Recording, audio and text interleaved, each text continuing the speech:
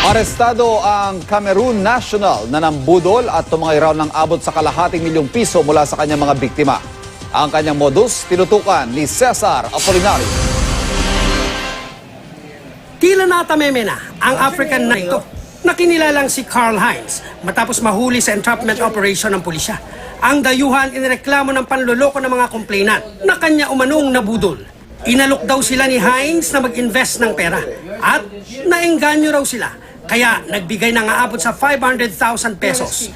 Nakakasilaw naman talaga ang pangako ng sospek. Dodoblihin daw ang kanilang investment o gagawing 1 milyong piso. Nakutuban na nila na parang may mali. Kaya nagpasya silang bawiin ang pera. Ibinalik naman daw ito ng sospek pero nadiskubre nila na peke ang perang ibinalik sa kanila.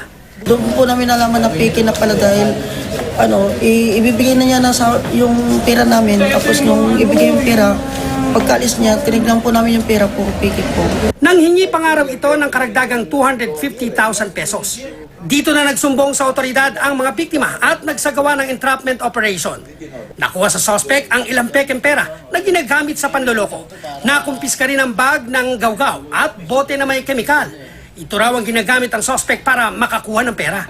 Inilulubog ng suspect ang pera sa gawgaw para daw matukoy kung tunay ang pera ng investor. Pero pag inangat na ng suspect ang pera, peke na pala ang ibinibigay niya.